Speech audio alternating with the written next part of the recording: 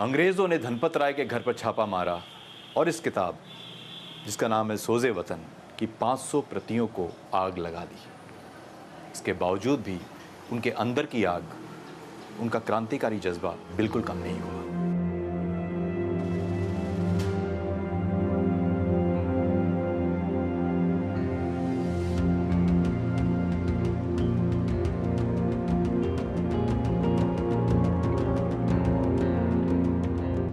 आप परेशान ना होइए, आप लिखना बंद नहीं कर सकते। कुछ ना कुछ रास्ता जरूर निकलेगा।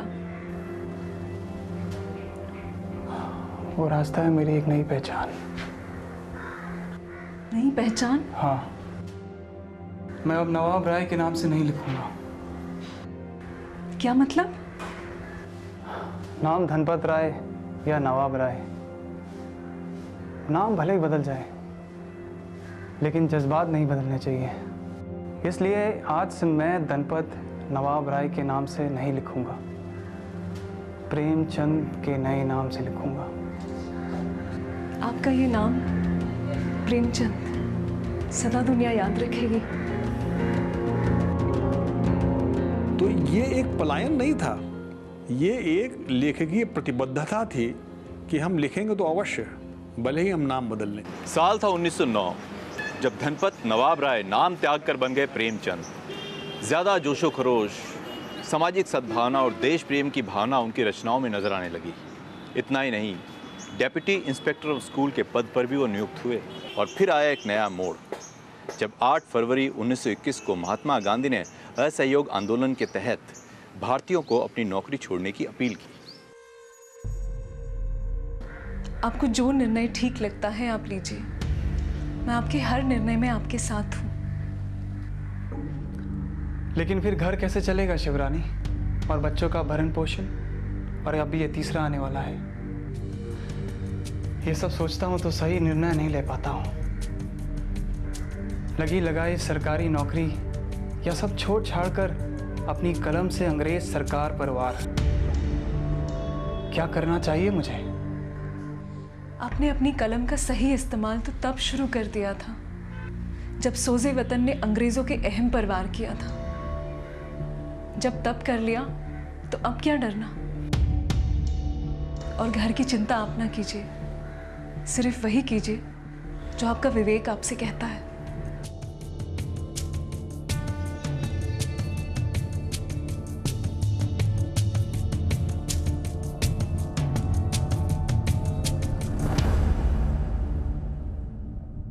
सरकारी नौकरी से इस्तीफा देने के बाद मुंशी प्रेमचंद पूरी तरह अपने लेखन में डूब गए।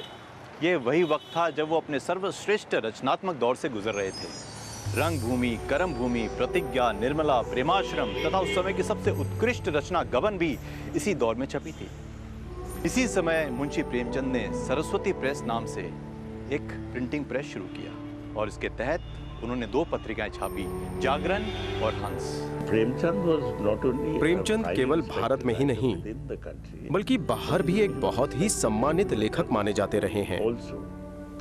पहले भी लोग उनकी कहानियों से जुड़ाव महसूस करते थे और आज भी करते हैं। South Africa, Germany, London, America, सब जगह से स्कॉलर्स आते हैं और रिसर्च करते हैं। प्रेमचंद की चीज़ें तो रखी हुई हैं, सारी उनकी कहानियाँ यहाँ पर हैं, उनके सारे थिएट्रिकल अडेप्टेशंस हैं, ट्रांसलेशंस हैं, स्पेशल इश्यूज़ हैं जो प्रेमचंद पे अभी तक आते गए हैं। हमारी कोशिश है कि हर वो चीज़ जो प्रेमचंद पे फोकस करके लिखी गई या उनकी चीज़ उनकी शख्सियत से जुड़ी हुई है, उसको हम यहाँ रखें और उसको बच्चों तक आगे पहुँचाएँ। प्रेमचंद का लेखन साहित्य से जुड़े लोगों के लिए नया नहीं है।